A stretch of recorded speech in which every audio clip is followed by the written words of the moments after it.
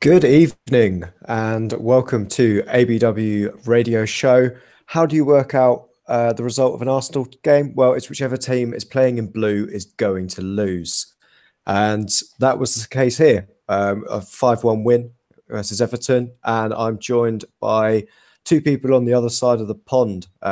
First start with Mr. Shredder. Shredder, how are you? I'm flying high right now. Flying high right now. No, none of the Shaka Boo boys are going to get to me today. I'm 5-1 win. Absolutely thrilled. Don't at you, bro, as we say. No, they can at me. They can at me all they want on this one. They can at me. And I'm also joined by Dom. Dom, how are you? Which part of the world are you in right now? I'm in Canada at the moment, so I'm about what would I be, Jace? About 2 or 3 hours west of you, time zone wise. You're 4 hours west of me. Yeah, there you go. So he's already nearly beer o'clock, and I'm just brunching at the moment. Yeah. Excellent. And I should probably be a couple of beers in with it being about 7:30 over here. But we'll get into the game. Interesting. Also, just start with the lineups before we should walk before we can run.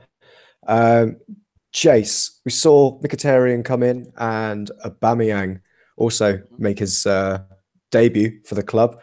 A little bit surprised with the formation or who was left on. Just talk me through it. Oh yeah, I sort of the talk between some of my friends here, and I know just people on Twitter in general were wondering. Everybody's going, "Oh, Aubameyang's certainly going to start," and there's that faction of that tries to think that and I legitimately didn't know, but there's also the people that think that Wenger goes, "Oh well, Wenger doesn't really like to start people like in their first game in the league," and so I was really torn about whether he would start or not. I thought it was fine if he did.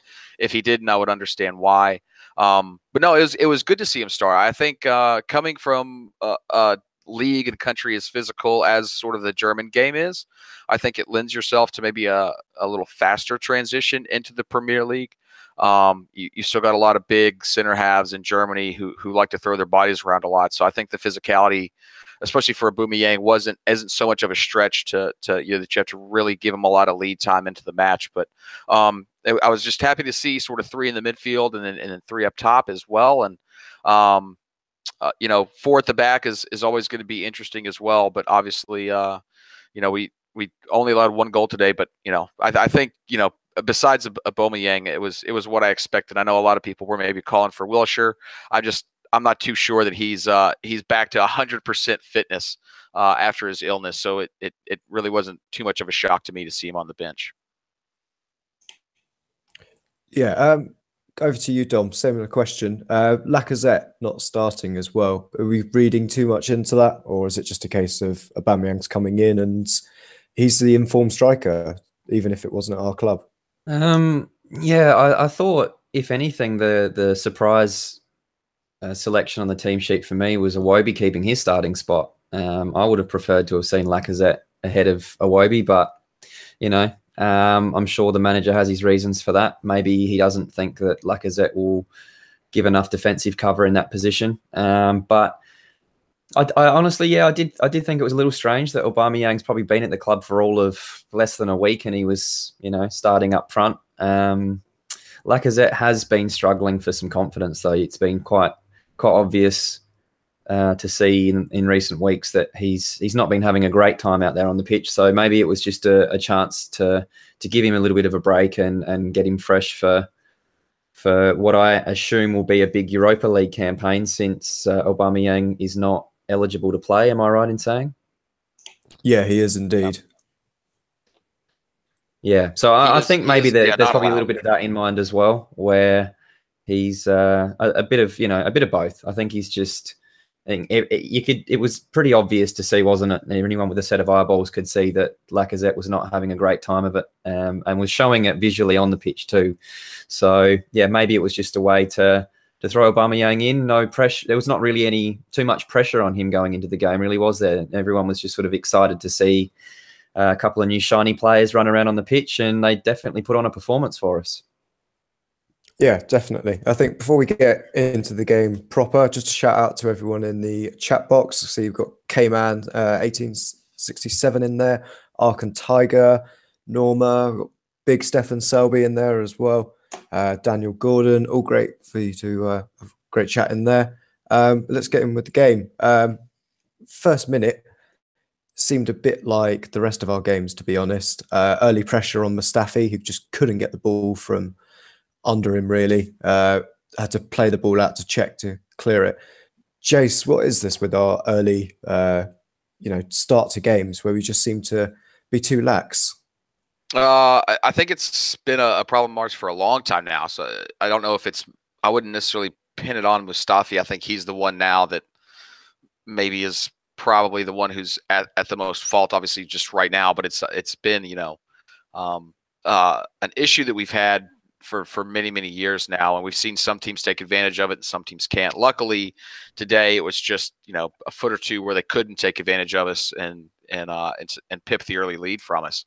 But yeah, I think it's one of those things where we get a lot of players who are just confident on the ball. And when you do get confident on the ball, sometimes maybe you get cocky on the ball and think you got a little more time than you do, and maybe underestimate some of your opponents. I think that's just what happens. Is Mustafi was brought here because he is very good on the ball. He's got a really good technique on him, and I think he just gets maybe a little sloppy sometimes. I think we saw that today, but luckily we weren't.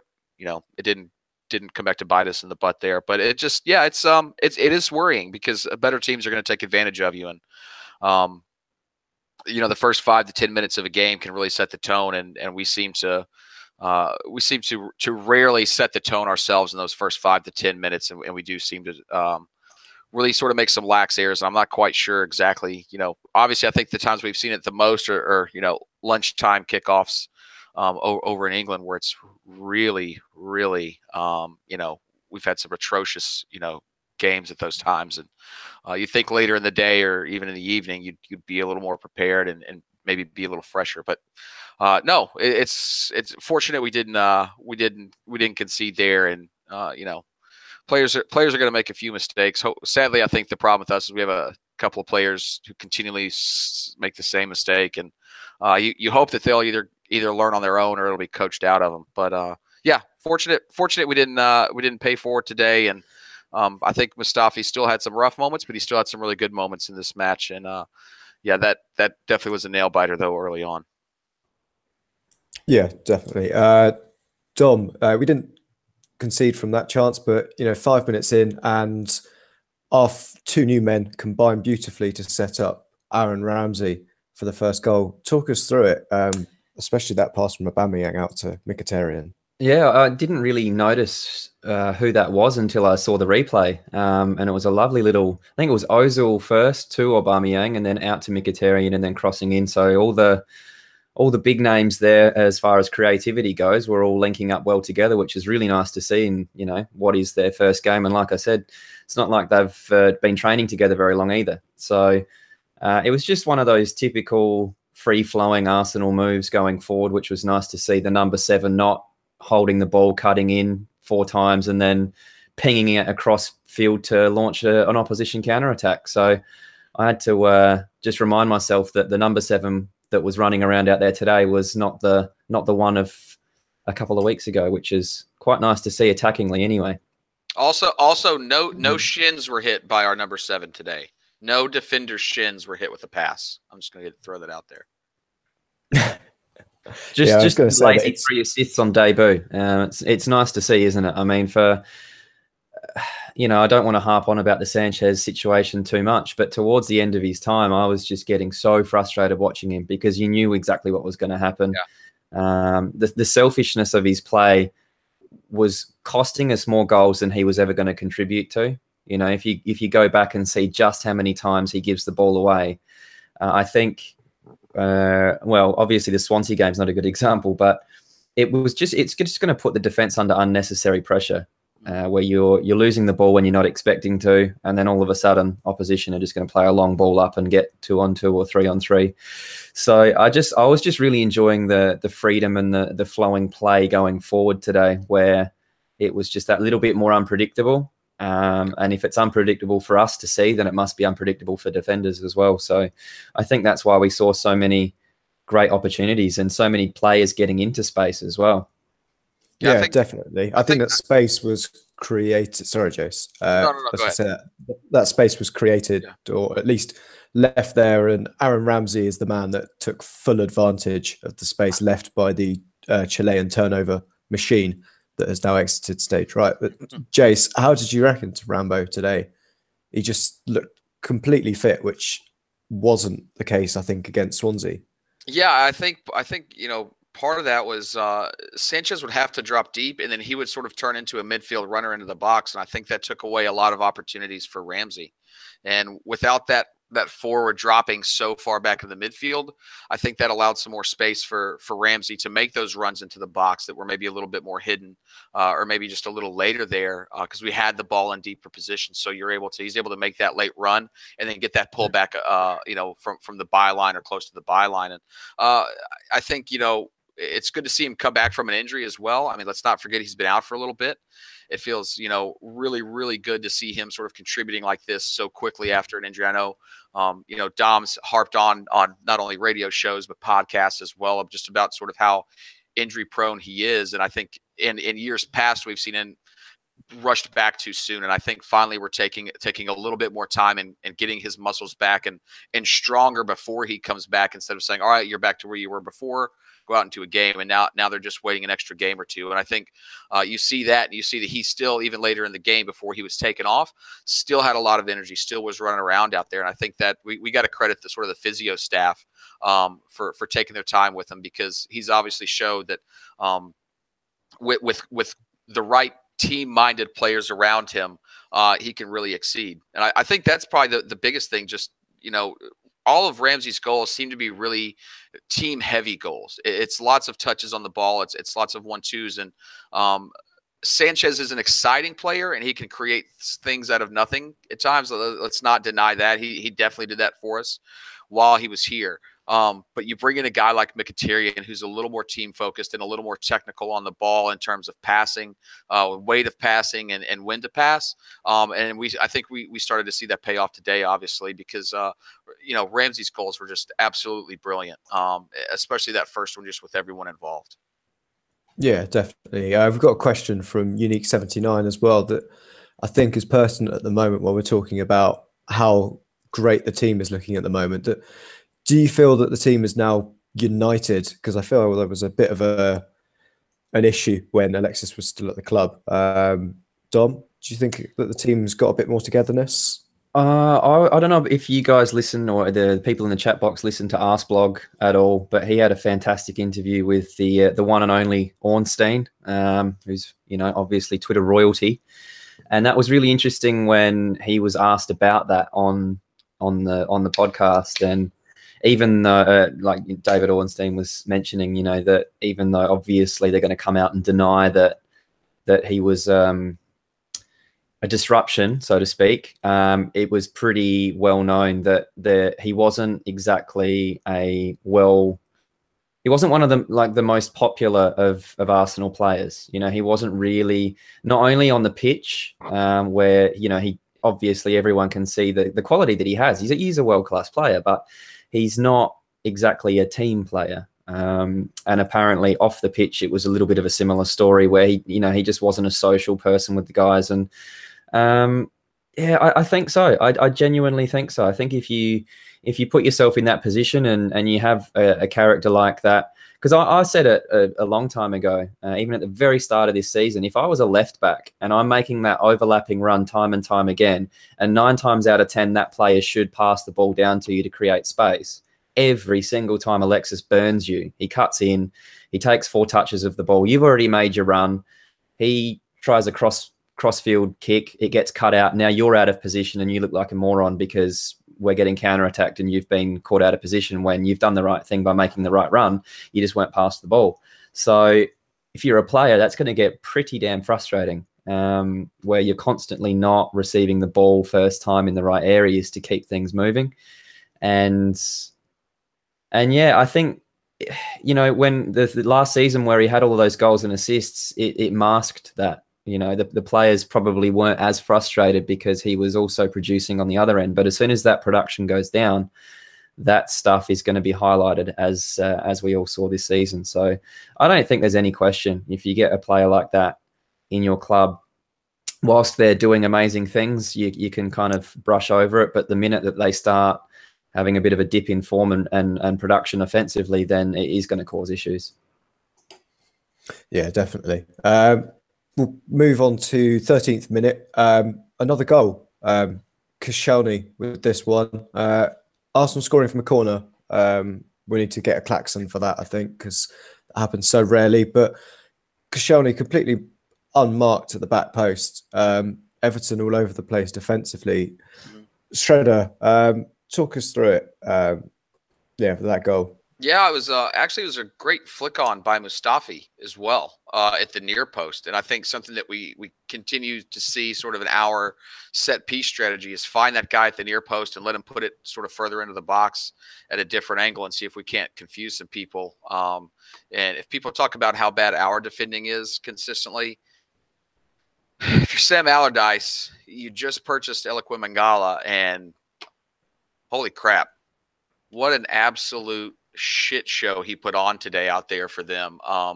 Just sort of ball watching, caught in no man's land. And if Koscielny hadn't scored that, Aubameyang was right there as well when it got his first, because Koscielny sort of bundled him out of the way to bundle it over the line. And I do love a Koscielny goal. They're some of my favorites because I love how he celebrates like he's also never, ever expected to score a goal. Like even himself, he never expects it. And he's also, I think, the master of a bundled ball just over the line. So really good, but off of a corner, your first goal, free flowing, attacking football with all your big players involved. And then we come right back down the pitch and a few minutes later and do it in a completely different style. But I do want to give Mustafi some credit there because it was a great sort of flick on under a lot to lot to get that ball. It looked like a training drill, didn't it? That one. It really did. It was absolutely it looked like a pre-planned. He ran really hard to that spot to do that flick on. It was nice that it finally. Yeah, absolutely. I think just like you said, it's something we train to, obviously, because I think we try to put that ball there quite often, and sadly, it oftentimes hits the first man. But obviously, a great ball in by Ozil, and that allows Mustafi to get in a rare assist for a defender. And Koscielny, who I think now did he hold up the 5 because he now has 5 goals this season? I think he's got at least 3, right? If I'm not mistaken. Someone in the chat box can check some stats for us if Danny's not here to do the stats. So yeah, if we can get Opta Joe in the chat box, that would be great. But no, it was absolutely wonderful to see, and like I said, just being able to score, against a team in multiple ways, definitely it adds new layers for your next opponents to have to watch for. Would I be cheeky in saying that we actually look a goal threat from corners lately? With Monreal popping up, and he nearly had another one today. Yeah, almost. I think it's reminiscent. I'm gonna say a little too cheeky right now, but if we score another one in the next couple of games, I think you're spot on, Dom. I think when we had the time where Per Mertesacker was that man at the front post and flicking it on, we did look dangerous for a good. I think it was probably about a couple of weeks or so where that was coming off for us, and people then got smart and started putting someone on there. But I think when you've got a player like Mustafi or Koscielny who are more interchangeable, they can switch and flip that role round and keep them guessing. But Everton were chasing shadows, and 5 minutes later Rambo comes up again and smashes one in from long range. Dom, Pickford had no idea what to do because of the deflection, but it's just amazing to see how confident these players are, because that wasn't the first long shot that we'd seen in the game. I was just really happy for Ramsey's first for the night, because he is one of, like I've said it before, from a fitness standpoint, has probably the best engine of any central midfielder in the Premier League. Maybe even, I don't know too many that would be able to keep up with him throughout Europe, to be honest, when he's fit, which is, sporadic at best. But if you're a central midfielder or even a defensive midfielder and he is constantly making those late runs into the box, it is a nightmare to have to constantly be watching over your shoulder for it, because he he can do it till the 90th minute. And I was really happy that he got that first one and he tucked it away perfectly, because we've seen it before. When Ramsey hits that form and he gets that confidence going, he can actually be a bit of a goal-scoring machine. Remember that notorious season he had, I think it was 13-14, where he was just ridiculous. And that all started from, I remember distinctly thinking, I remember actually an interview that Arsene said that he wasn't quite finishing any shots and he was under a little bit of pressure, but Arsene said, look, that's not what I'm worried about. I'm happy because he's getting the shots. He's in the right areas and it's going to come eventually. And I'm just happy that today that he popped that first one away and the confidence rose. I don't know that he would have taken that second shot otherwise, because it's something that as Arsenal fans we've been screaming out for, isn't it? Just to have a bit of a ping now and then and see what happens. And that's exactly what can happen if you're, 0-0 or 1-1 or you're chasing a goal. Sometimes we try to get a little bit too cute, and you have a bit of a shot from long distance and it can have a few rebounds and go in the back of the net, and hey ho. So I was just really happy for Ramsey today. That there's a lot of people asking why Wilshere wasn't starting, and I think most of that was because he was ill or weak. But I'm still not sure whether we're going to see too much of Ramsey and Wilshere in the same team. I don't know about you guys. Did you notice that Ramsey, other than those a couple of times where he does dart into the box to try to get on the end of a goal, to me, he actually did seem like he was staying a little deeper today for most of the general play. I don't know about you, if you noticed that, or was that just me seeing things? I certainly noticed him definitely physically directing the other players to actually play him in for these chances. You could see that. I think this has happened when Mkhitaryan came in, that even after his almost cameo against Swansea, you could see he was pushing players around the field. The likes of Iwobi were getting told to go back, you're crowding my space, get out of the way. And with him being an experienced player, I think that it's certainly helping. And there's that kind of confidence and team mentality within the group now. And to see that Ramsey was asking for balls and the balls were coming in with the quality that we'd expect from an Arsenal forward line, that this could be like that reminiscent season of where he was smashing in goals until he ended up with an unfortunate, was it a hamstring injury that kept him out for about 3 months. It was a quad, that one. That one. Yeah. But soft tissue injuries are part and parcel with that boy, unfortunately. Yeah, absolutely. So while we can rotate him out and we've got the likes of Jack in the squad who can happily change, the way we're playing, it was very good overall. But let's move on to the 36th minute. Jace, Aubameyang, debutant. He finally made got his goal after Koscielny kind of pushed him out of the way of getting it slightly earlier. Yeah. But it was a goal made in Dortmund, wasn't it, really? Yeah, it was. And who cares if it's offside? We get enough calls that go against us. I'm not even gonna really bring that up any more than to say that. But no, absolutely brilliant. It was definitely a very Bundesliga-esque goal from his days there and his teammate Hendrick and everything. It was just, I did not see the chip coming. I legitimately got up off of my couch when the ball went in, just sort of in shock. And then I instantly got sort of chill bumps. It was just one of those, you think about players' first goals for a team. And I think maybe, another one that comes to mind would be El Neni's against Barcelona, just an absolute screamer on that. And then this one, just the cheeky chip over Pickford as well to get your first. And it was just absolutely gorgeous. Again, well-worked football. And, I thought he was going to score earlier. He had that one sort of breakaway where, he finally an Arsenal forward or striker who can actually run past defenders to get onto a ball played in behind. I'm not trying to, crap on other Arsenal defenders. It's just not been in our game for a while now. So it was absolutely lovely to see. And I think, him actually being able to get one today. And I sort of cheekily put out on Twitter that, it took, I know Natasha's going to get mad at this because she was talking about why are we still shitting on Sanchez. But I said, man, it seems like Sanchez took forever to score, in his United debut goal compared to Aubameyang now. But it was absolutely world-class football and a world-class finish from a world-class striker who I think, we've all been calling out for years. And it's so just it's not something that we're like, oh, that seems to be a one-off. We know that there's more of that to come from him, and I think that's the most positive thing to take away from it, in my opinion.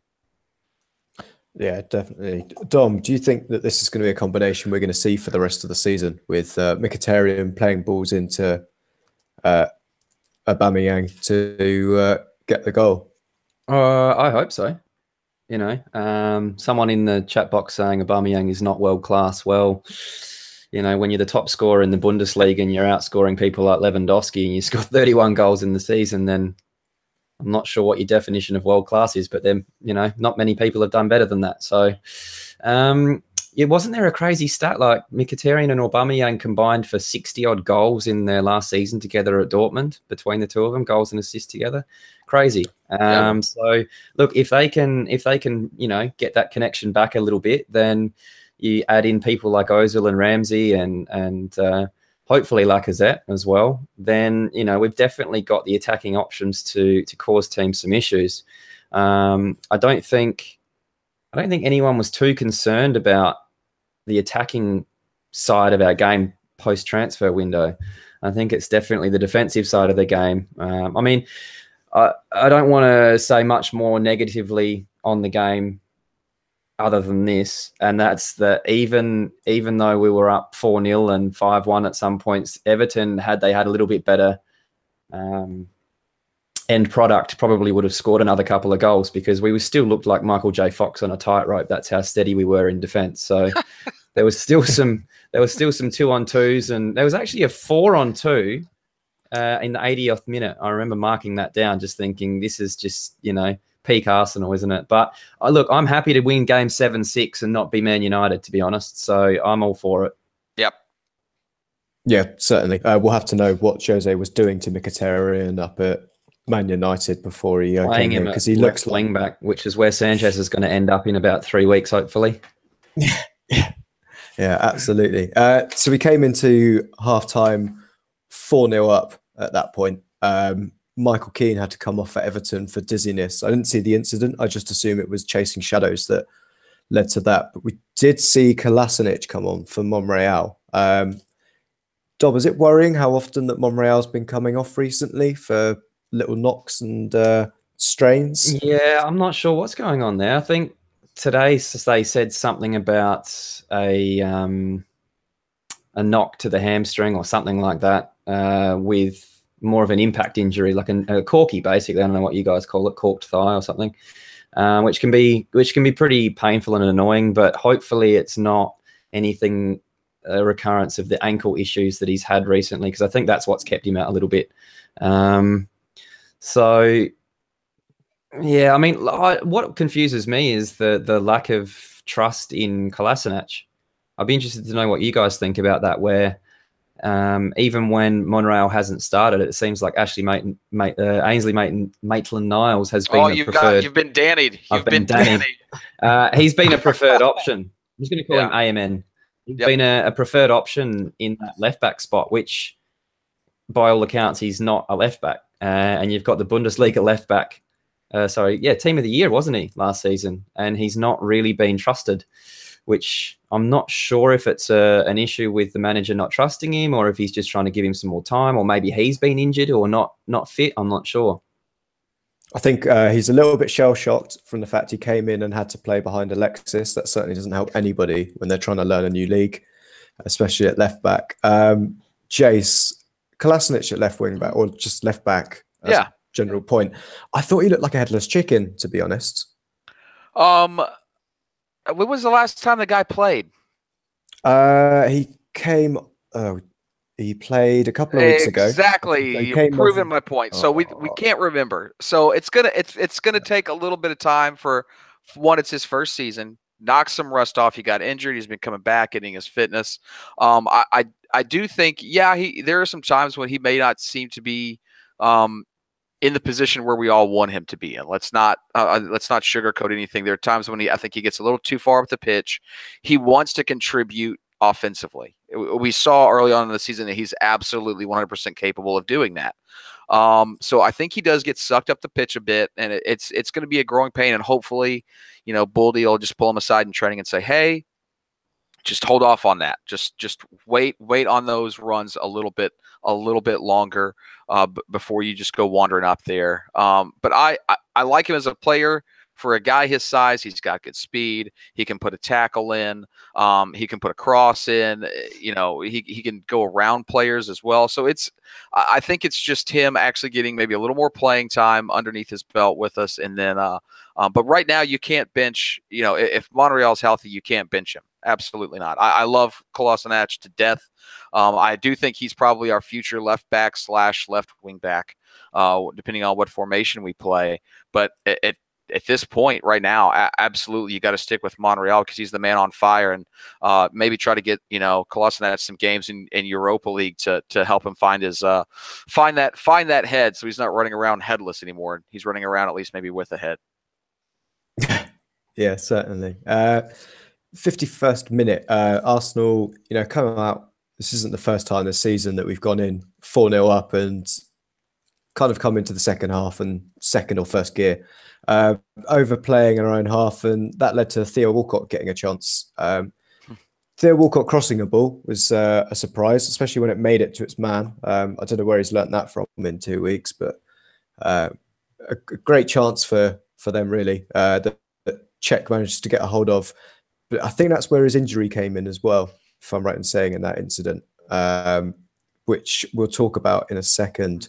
But 63rd minute, with Czech still visibly hobbling around, Dominic Calvert-Lewin, who's come on for Theo Walcott at that time, cross not dealt with the aforementioned Koscielny as well, Dom.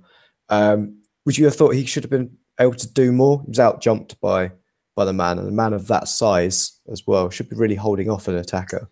Yeah, look, I think he should have probably done a little bit better. But what I would also say is, where was the rest of the team? You don't really want situations where you've got your left back in the middle of two forwards jumping all over him. I'm not sure where the rest of the centre backs were, or maybe a defensive midfielder, or I mean,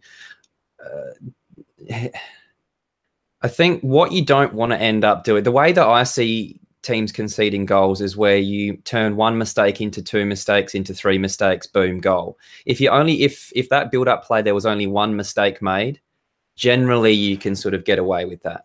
But when you have the cross coming in too easily, then you have Koscielny not jumping properly and could have getting muscled off it. Combine that with the fact that there were no other defenders around him to help out. There's too many mistakes in a row, and you're going to concede a goal. If it was just one of those things, the cross comes in too easily, but there was enough defenders around, then it probably wouldn't have been an issue. If the cross didn't come in at all, then it wouldn't have been an issue. So, yeah, I think the way that we've been conceding goals, especially recently, is it's been a combination of 2 or 3 errors in a row, and you just can't do that in the Premier League. Yeah, it's one of the harshest leagues in the world for, if you make a mistake, then you're going to get punished. It's certainly one of the issues that championship teams have said when they come up as well. But eventually, Czech goes over. Ospina comes on. Do we know what the Czech injury was at all? Is it just anything more than a dead leg, or do you think we'll see him out for a little bit longer? Go to you again, Dom, for that.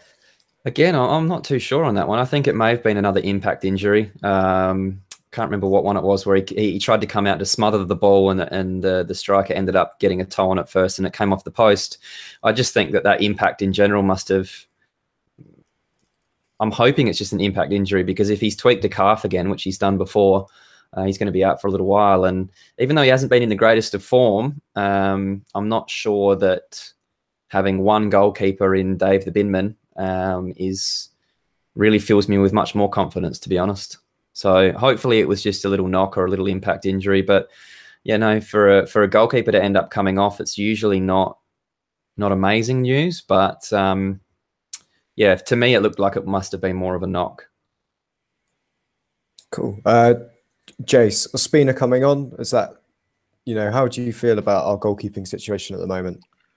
I mean, we all know that Ospina's biggest problem is the crosses into the 6-yard box, and he just seems glued to his line. But I don't think he's a bad shot stopper. I think he's a good distributor of the ball. We just can't allow crosses when he's on. I mean, that seems like a pretty good thing to have our defense do, is to not let somebody cross the ball. It's pretty impossible to do that, by the way. But no, I think he gets a lot of shtick because he is so lacking in that area. But I actually think he's a decent shot stopper, good distributor. We'll be fine. That our defense just has to make sure that they're communicating extremely well at the back when he's in there. Because even Czech's not the best with those a ball into the box. He's a little bit better. But I mean, we've all seen the mistakes that Ospina's made. And I think today you even saw there was one time when he caught the ball and he literally had to like completely hold it all the way out in front of his body because his body was inside the goal mouth. So it's tough in that aspect, but at the same time, I think, Ospina can do a job for us. He's done it for us in the past. And let's just get behind him, because if Czech's injured, we can't buy anybody. Nobody else is coming in. So let's just, instead of trying to poke a hole in everybody's games here, let's actually maybe not try to actually support the players instead of just picking out their flaws. Well said. Well said. 73rd minute though, the goal didn't last long for them. Rambo with his hat trick, a ball across from Mkhitaryan, who drills it across for Rambo. Jace, how good does it feel to see Aaron Ramsey with a hat trick, and just how free flowing that was? So I'm gonna put my own spin on this. I was actually more impressed by the Mkhitaryan hat trick of assists that gave him. To come on and to get that assist. The ball was almost going out of play. An Everton player had sort of slid. He literally, I think, cut off Bellerin, who was over there, from getting it. Was like, no, I'm going to get this. Got to the byline, pulled it back with a beautiful ball. And then Ramsey just absolutely, slots it home for his hat trick. And so the hat trick of assists for Henrik, which has got to be it's got to be the first time an Arsenal player's debut match was a hat trick of assists. Like, is any Arsenal, the stat was that no one's had more than 2 assists in a game since Cazorla back in 2014 or something like that. So anyone's had 3 assists in a game. Absolutely. And so it was great to see his sort of familiarity. And he's only been here a week, but he seems to sort of maybe understand Ramsey enough with the training that they've had to know where he's going to be, or at least know, like, hey, if I'm playing with good players, like everybody says these guys are, if I put it on this spot in the box, there's going to be somebody there. I think you're spot on, Jace. I think that Days Ramsey that's why I believe he's so underrated. You know how people said about Bergkamp that he would pass the ball where he thought you should be? Yeah. I think that Ramsey is that player that is in those positions. He reads the game so well. That's why he pops up in these goal-scoring positions more than a lot of other midfielders around, is because he sees the spot, he runs into the space, and if you have the Ozils and now Mkhitaryan's that can actually find him, I think it's going to be pretty exciting to watch. I think this was such a great deal for us to get not just any player from United, but when I found out it was Mkhitaryan, I was so excited, because what I've said before, his sort of team ethic in the way that he plays football is going to fit our style of play so much better than Sanchez's did. And like I said, Sanchez absolutely had his moments for us and scored a bunch of great goals for us. But it sort of felt like Sanchez and then the rest of the team. And I think with the players we have here now, there's going to be some great goals like we saw today. Maybe not from Ramsey, maybe not from Mkhitaryan or Aubameyang, but I think from all over the pitch, because I think we're going to develop a trust with playing the ball on the ground to each other in the right areas, and a trust that we haven't had in this team probably for 5 or 6 years now. Yeah, certainly. And I think we're moving back towards the time where, picking an Arsenal player is a nightmare for, say, fantasy football, because you have no idea which player is actually going to be scoring the goals for us or getting the assists, because we're such a collective now. And I think that's what has really changed in only a couple of weeks as well. But we then saw Wilshere come on immediately after Ramsey had basically finished celebrating. Was that the right change for you at the time, Dom? Yeah, absolutely. I think with Ramsey only just coming back from a long-term layoff and Wilshere being sick this week, that, just to give them both a bit of a run out and to bring Ramsey off while he's confident, while he's had a great game, before he starts to get too fatigued. Perfect, because we have a lot of games coming up. And what I've noticed with the whole, how do we fit all of these players in the same team? I don't think it's going to be a problem, because I just don't believe they're all going to be fit and in form at the same time for longer than a week or two. And it's not being pessimistic, but we've just not seen it. Even at bigger teams, like Sane's out at the moment, someone else comes in. It's one of those things. It's why you need such a deep squad, that we're going to be able to rotate players, and that's what keeps players fit and fresh and sharp, and not running players into the ground, because we can't sit here and complain that Ramsey and Wilshere are not being shoehorned into the team together, and then also complain when Ramsey plays so much that he gets injured. So it has to be that way with modern football, that players also need to understand that there's going to be times where Ozil's going to need a rest and Mkhitaryan takes up that creative role, and then maybe you can have Ramsey and Wilshere in the team together, and then maybe the next week in a Europa League game you give a couple more of them. You know what I mean? It's not going to be too much of a problem. Even with the Lacazette or Aubameyang argument, I don't think he's going to squish both of them in the same team just for the sake of it, because if one of them gets injured, then we're basically down to one. And it's a bit of a risk playing both. I'd love to see it happen. I just want to see us just play 4 defenders and then the rest attackers, and just see if we can just put 10 past someone just for fun. Yeah, I think Stephen Edwards has asked basically that exact question. That does Laka come on if there's no check injury? Probably. Dom, probably. Yeah. I think with Aubameyang being again, there must have been a bit of a flu go through the team at some stage, because there was a couple of them that weren't so healthy during the week. But I would have said that it would have been a perfect game to bring him on for the last 20 minutes or so.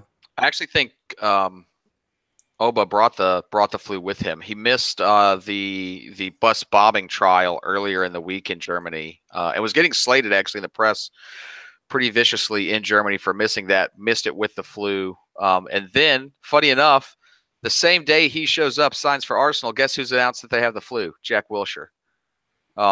So I think there may have been a knock-on effect. Probably people were saying that Aubameyang had the flu so that he didn't have to go to the court hearing, but I think he actually did have it, and sounds like he sadly brought it with him.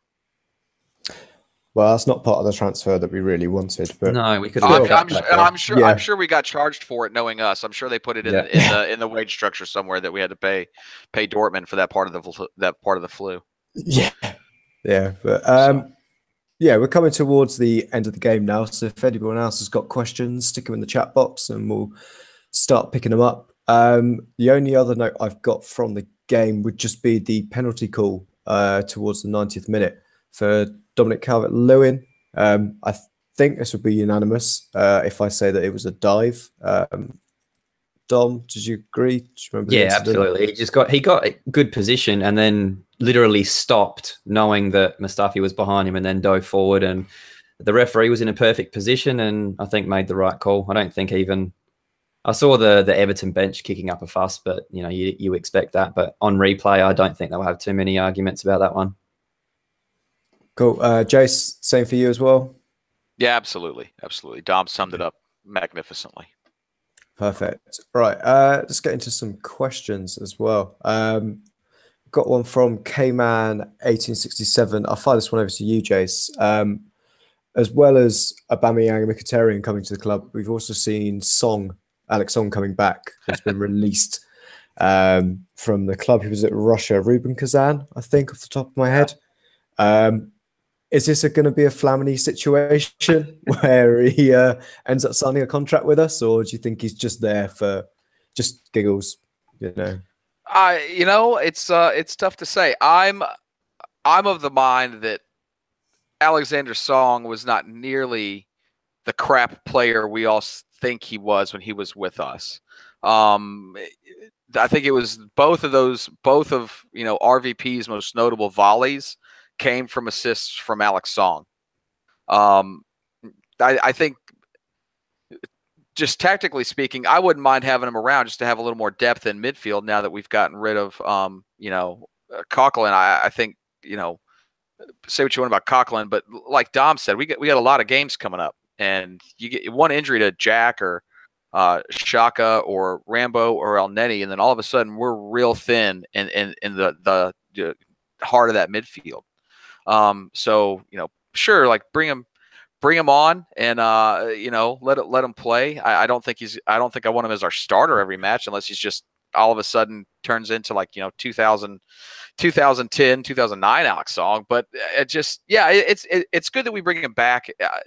I don't know if enough to speculate like, yes, he's going to come, and I haven't seen him play. I know he had some decent times at West Ham, but it's tough if you're not good enough for West Ham, not good enough for a team in Russia.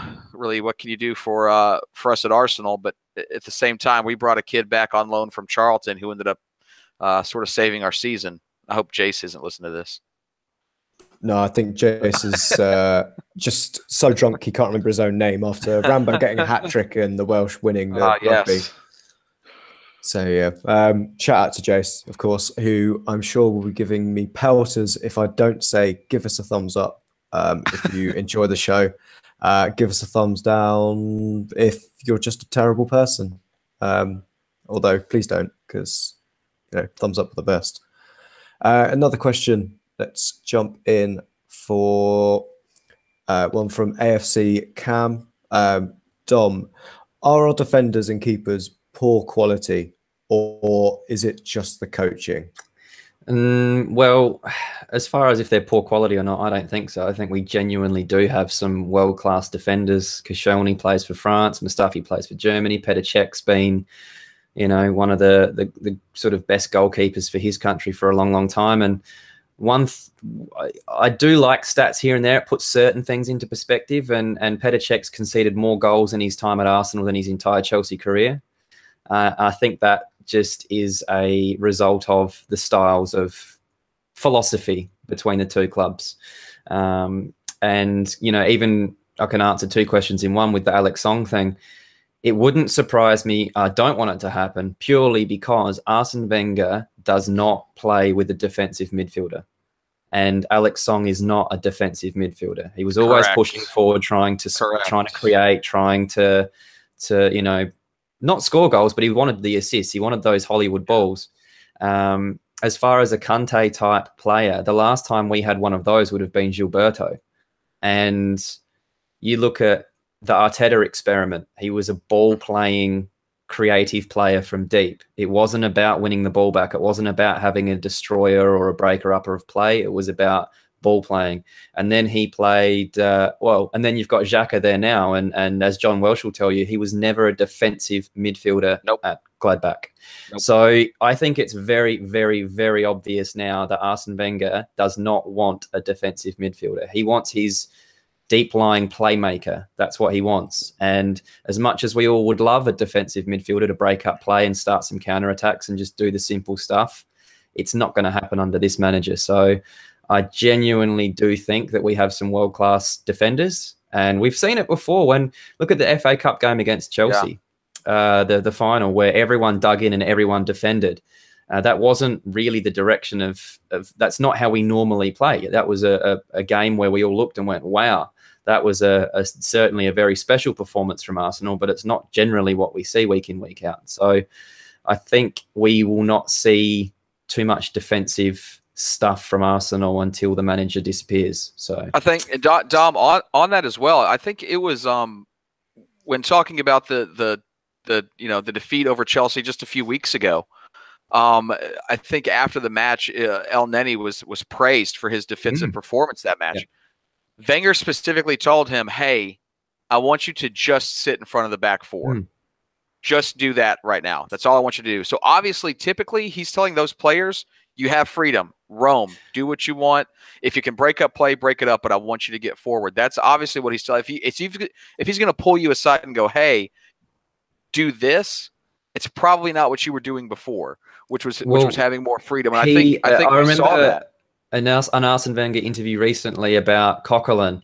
Well, recently, maybe it was the end of last season, where he said in an interview, "I've told Francis Coquelin to push up the field and to try and break up play further up the field," which he wasn't doing, and it was just costing us because we were just getting trounced through midfield. But I can't see it being anything other than coaching and direction. So, look, at the end of the day, I'm just going to sit back and enjoy performances like today, and hope that our attacking play is enough to. Hopefully our attacking play is enough to counterbalance that defensive frailty that we have, because I think that's what we've seen earlier this season, is that we're always going to be a little bit defensively frail. If you're such an attacking, free-flowing team, you can't have it both ways unless you're Pep Guardiola, which is a bit of a freak season right now. But you're going to be a little bit open and a little bit prone to a counter-attack now and then. But if you're not finishing the chances and you're not scoring in the first place, then that's where it really starts to hurt. And hopefully, fingers crossed, that these new additions and performances like today are going to be the norm for us. I actually have a question for both of you on this, because I've sort of posed this in general, and I think, Josh, I know you watch a lot of football in England and also just sort of throughout Europe a little as well. Who does play with a true defensive mid anymore, other than like Chelsea and Conte and maybe like Matic at United? Isn't that sort of like Fernandinho's been doing it at Man City? Yeah, but he still gets pretty far forward at times, though, doesn't he? The thing with Fernandinho and Man City is that the way that the Pep's philosophy, as we know, is if you lose the ball, you have to win it back within 3 seconds. And if you do that, if you can turn the ball over, you're going to have counterattacks and free-flowing ball movement up to your forwards, and it's going to catch defenses out. Yeah. What we see too often is our sideways passing, and we let teams sit back and get into the box, and it's very difficult to break down. Even Man City would struggle with teams that get to do that, but they don't allow that to happen often. That's the trick that they have. We're not a pressing team. But no, I think there are some teams. You Casemiro at Real Madrid, what's his face? That twat from Barcelona. His name escapes me right now. Busquets. Busquets. Okay, yeah. Well, there are some players, and I genuinely think it's a position that. Who's coming up though? The players you're naming are all 28 or 29. I think Maitland-Niles could do a fantastic job if you what's the word? If he matures in that role, if you genuinely have a coach that is going to be defensively minded in that area and give him a specific role, like El Neni did against Chelsea a couple of weeks ago, like you mentioned, that I think it's a fantastic position to put a lot of emphasis on. I think that everywhere, like you look at Leicester's winning season and everyone waxed lyrically over, obviously, Vardy, Mahrez, but everybody that knows, even the pundits and Leicester fans were saying Kante was the best player for them that season.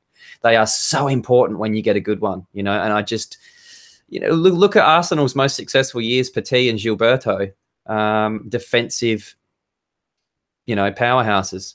I don't understand why we've gone away from it, but it's not, like I said, it's not going to change until we get a new manager. And even then, maybe we get another manager with a philosophy similar to Arsene and we don't play with one. But I'm a big believer of them. I love that shield that they offer. And if you have the creativity of your Ramseys and your Ozils and your Mkhitaryan's, then you don't need it from Xhaka.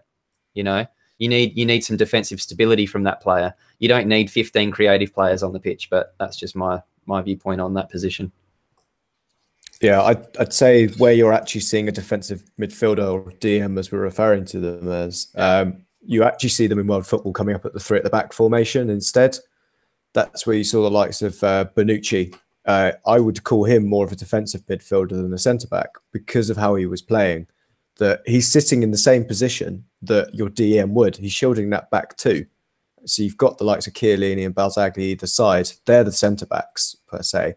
And then you've got this guy that could play the ball out, play a simple pass or play a decent long pass that would get the team up the field, and he would just trot up with the centre-backs a couple of yards in front of them. That's where I would personally see it. We saw that with El Neni against Chelsea, that you could argue and say we were playing three at the back with El Nene sitting between the two centre backs.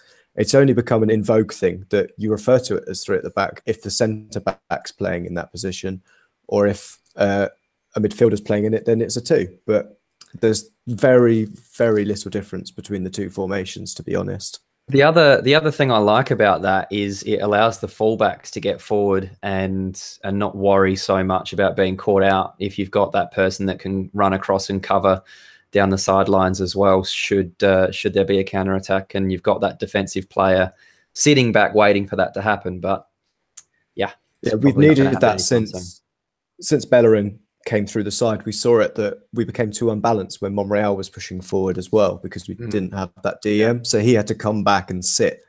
And then you found when we had Gibbs, you had to do the inverse, and you had to play Debuchy around there, who's more a defensive right back, and Gibbs would be firing off. And it just made us unbalanced defensively. So we always need to make sure we've got three back there. I think it's how you have that person that's sitting between two defensive players, of what position they start in when you look at a formation sheet. But otherwise, I think we do play with that defensive player. It's just not always seen necessarily by an infographic that you see before the game. But I think that also would come into Ryan Cost's question of, would you like to see a 4-4-2 diamond? I don't think we've got the personnel for it, and it makes us awfully narrow, that formation. Would you agree? Because width is something that we desperately cry out for at Arsenal.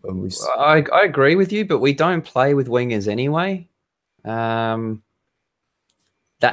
would be the argument that I have to that, is that the players that you put in these wide positions want to come inside anyway. Your Alexis's when we had him, and now if you've got Mkhitaryan, he's not going to do bursting runs down the side.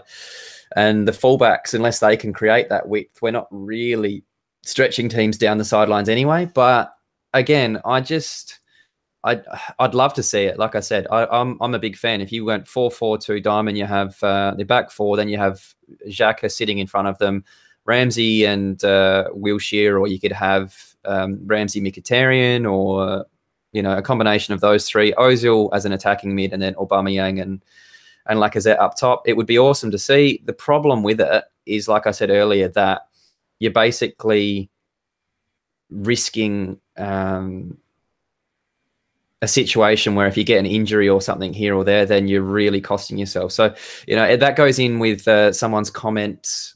I think it was Michael. Was it Michael said something that he was... Oh, no, sorry, Linda Smith. Said that she was a little bit disappointed that Lacazette was warming the bench today, and that's going to be the thing. You look at Man City, they don't generally play with both of Aguero and Gabriel Jesus. They usually just play one or the other, and that works out. You don't have too much unrest in that team. If you're going to be a successful team, I think modern footballers now are happy to understand that they're going to have to share game time. There's just so many games, so much fixtures. The injuries come thick and fast.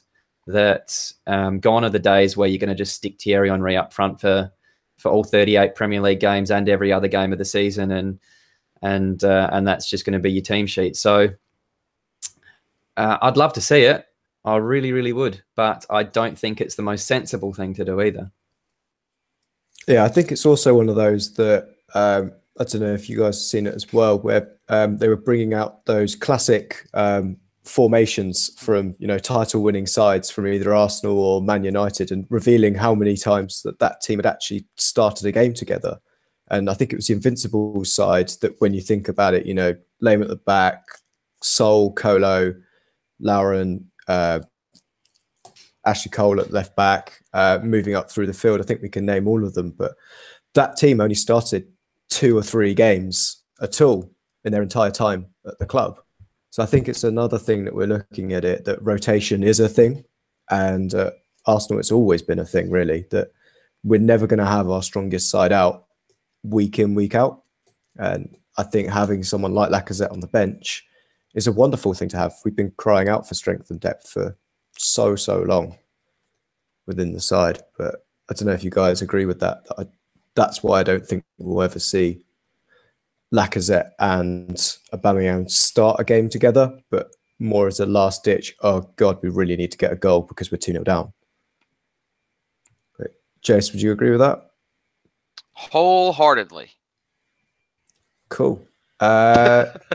We should go to, I've got one final question here, unless I can find another one in the chat box.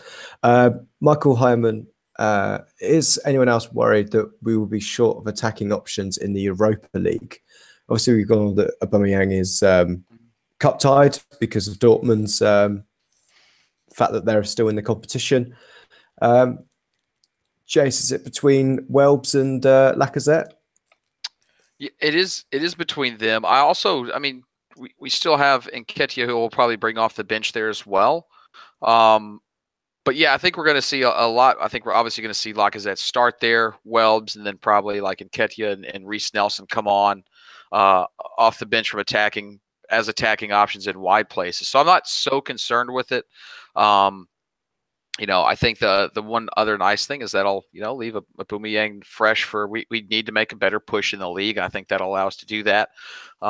And it will allow Lacazette to get some good minutes and some important minutes. I mean, the Europa League may be our best chance to qualify for Champions League, so we can't take those games lightly. They're massive games, and hopefully he's being told that at the club, that he, look, this is your spot to earn your way back into the first team. So hopefully, yeah. I'm not too concerned with that at all. I'm actually, it'll be, I sort of like you guys were talking about, just the rotation, because we got a lot of games coming up, and it'll be really good to see some of those players. Hopefully, I wouldn't like to see too much change in Europa League from front to back, but definitely up top, giving some of those younger players and Welbs and Lacazette some time to see what they can't do for us, to see if they can contribute in the league. It's finally a position that we can complain about in a good way, though, isn't it? Having two £50 million strikers that we have to, try and fantasize about putting in teams and worrying about who's playing where. Yeah, the reality is that if fingers crossed Lacazette stays fit, he's more than capable of carrying us through the Europa League. He's a fantastic striker. So let's just hope that he gets a little bit of confidence and some form back. And yeah, that's a competition for him to know that he is going to be the man. I can't see Welbeck kicking him out of a striker spot anytime soon for that one. So I'm looking forward to that. Not to beat a dead horse here, but I'm going to beat this dead horse. I think our style of play without Sanchez will also benefit Lacazette in the long run as well. I think so too. I think he's going to be able to make those. I think he'll be seen on those runs a lot more when Sanchez had the ball in times past. Now we've got Mkhitaryan and Ozil, who can both pull those strings from midfield and from wide position. So I think when he does come back into the side, I think people are writing off Lacazette way too early. He's not a big, strong striker. He's coming from the French league, which it's not overly. It's physical, but it's not overly physical like the Premier League. It's going to take him time to adjust. He's already got 9 goals. Like, I mean, Christ! Like, what do you guys? I think the Europa League may suit him a little better. And at this time, yeah. And I saw from a lot of United fans that said that Mkhitaryan was actually one of the major reasons that they won the Europa League last season. He performed brilliantly in that, and that was in a team that he wasn't exactly pulling up trees at. So fingers crossed those two can put a little bit of form together for the Europa League, because like you guys said, it could be our best chance at qualifying for Champions League, and it's a trophy that we have a little bit of a chance, a little bit of a sniff at potentially winning if we can put a run together. So I wasn't that excited about the Europa League, to be honest, and I don't think I will be until we draw a bigger side perhaps, but I think as the competition gets a little deeper, it's going to start to spark my interest a little bit more too. Yeah, certainly. I think that's the case with the Champions League. I think the group stages, while we were in there, were kind of meh, to be honest. It wasn't until they changed the way that the draw was laid out that you never really got a big team in there. And if we did, we always ended up with one of Barcelona or Bayern Munich, and it just got a little bit boring and repetitive. So, go out to Munich or go out to Barcelona, get smashed by 5, and then go home again and have a resounding home leg against them. But I think with the fact that Lacazette fired Lyon to a semi-final last season in this competition, and it's being held at their ground this season, if I remember rightly, the final. So I'm sure that he'll find the motivation to get through there. But I think that was our last question of the evening. I wouldn't mind asking you guys what you thought about. We haven't really actually spoken about Mkhitaryan's performance as a whole.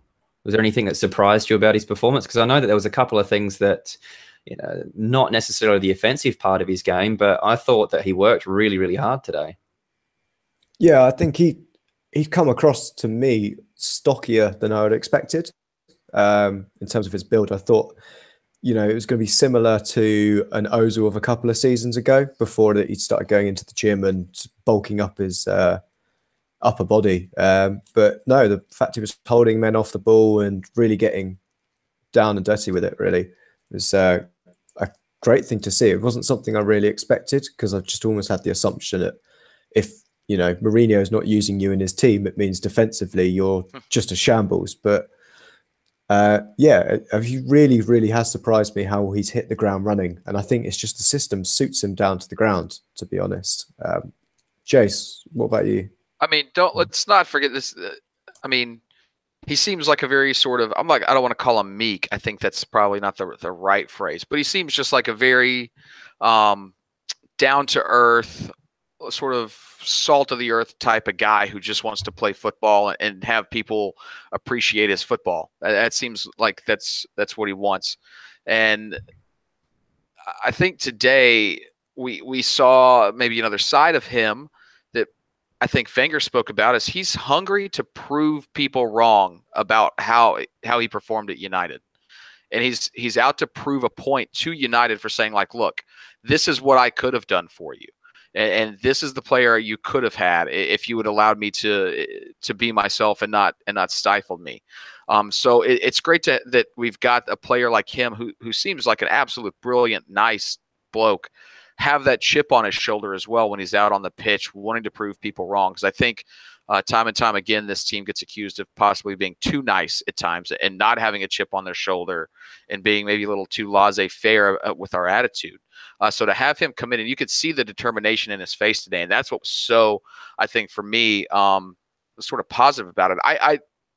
I'm not trying to say like I told you so, anything like that, but I could see this coming with his style of play, how well he was going to do in this team setup, and for him to hit the ground running like this today is absolutely fantastic. I just hope that the folks over at AFTV don't think he's going to do this every week.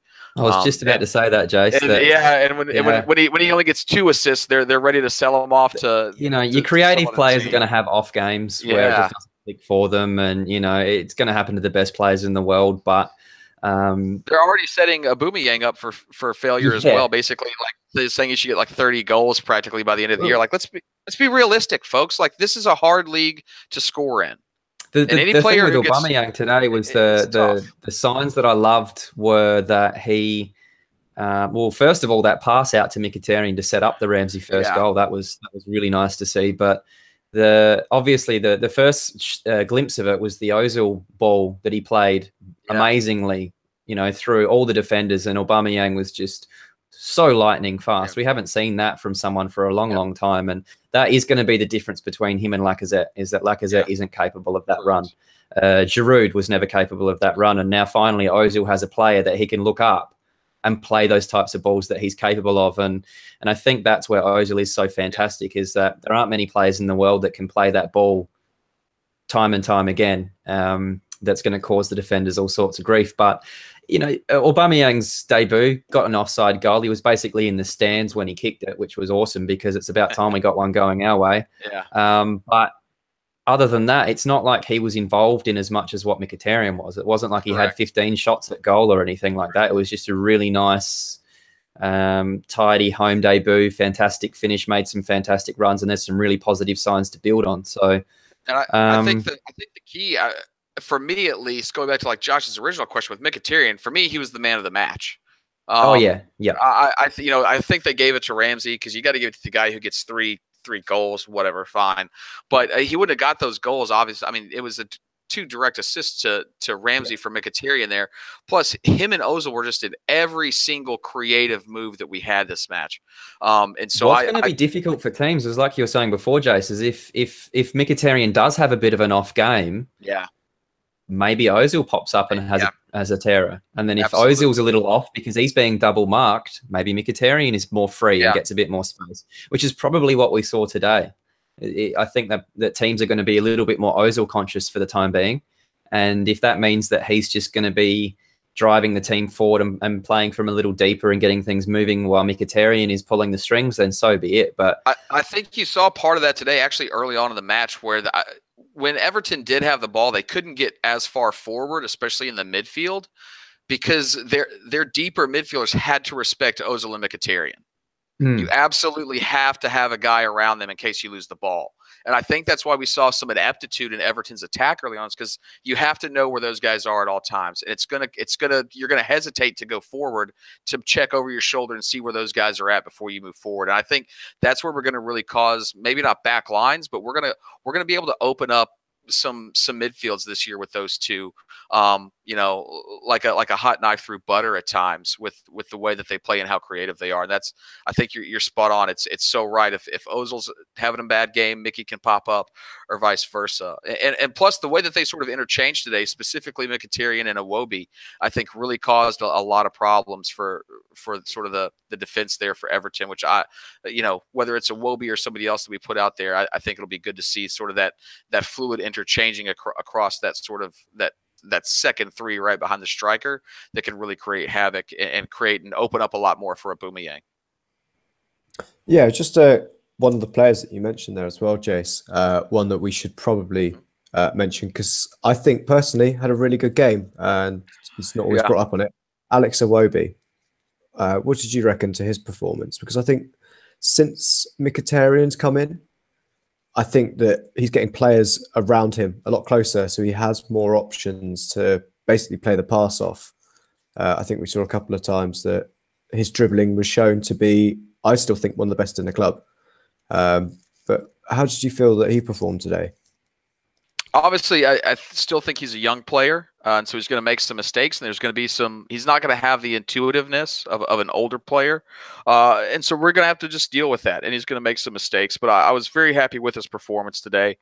I love his interplay down the left-hand side with Monreal. I think those two have developed like a really good partnership with each other. Plus, he's somebody who can put a cross in. He also understands when to pull the ball back and maybe not make a stupid mistake and give the ball away, and he'll play the safe ball sort of back out to the edge of the box. So, I thought, solid performance, didn't tear up any trees, but I definitely think he acquitted himself well out there. Yeah, Dom, what did you reckon to Alex Iwobi's performance as well?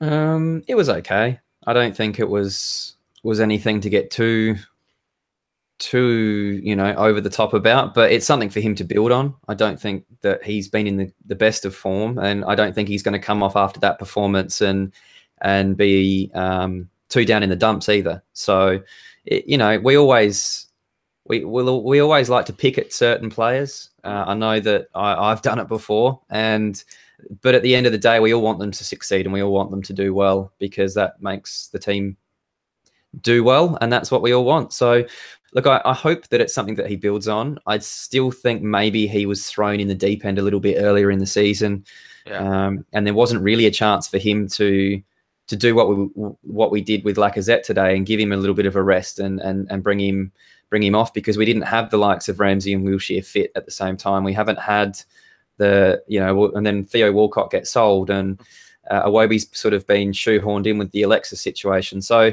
it's something for him to build on. That's probably what I would say for that one. But I still would. What do you think, Dom?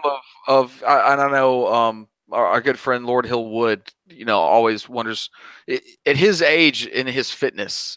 He always does seem to get a little tired early. Is that something that he'll develop as he grows? Like, is his body sort of still adjusting, or is that something that we should be concerned with the? Yeah, I've mentioned it about 12 months back as well, that it is a little concerning that he should have enough pre-seasons under his belt now, and he does play regularly enough that he should be able to see out 90 minutes more frequently than he does. But yeah, he definitely gets to that 70, 75 minute mark and really starts to look like he's got the heavy leg syndrome. So It definitely has been something that's been noticeable in the past. It's not like he's playing a position like a Ramsey midfield position either, where he's up and back. I thought tonight I did see him in some really great defensive positions, though, which was nice to see. I did see him getting back and covering that left side towards the end of the game. So, you know, maybe for him it's just going to take him an extra season or two to build that engine a little bit. But I'm hoping it's something that now with Darren Burgess at the club that, you know, not just him, but all the players start to get that elite level fitness. Because Darren Burgess, I've said before, is in my mind probably the best in the world at what he does. And so if he can't sort Iwobi out, then we've definitely got some problems. So is Giroud, but move on. Yeah, is that something that is just relative to the amount of distance that we cover as a team? Because I know Elneny and Ramsey are throwing out stupid stats like 11 kilometers a game. They're two athletes that are not fair to compare yourself against. What the metric that you go by is repeat effort. You know, if you can produce an 85% sprint speed in the first minute and you can still perform that same 85 sprint speed and cover the same distance in the same time in the 85th minute, then, you know, you're an athletic freak. And it depends how many of those sprints you've done throughout the game. And if you look at those metrics from someone like Aaron Ramsey, the amount of sprints that he does in a game is just absolutely beyond belief. And it's why he will pop up in those positions that he does and get the chances to score those goals that he did today, because there's no midfielders that can track him.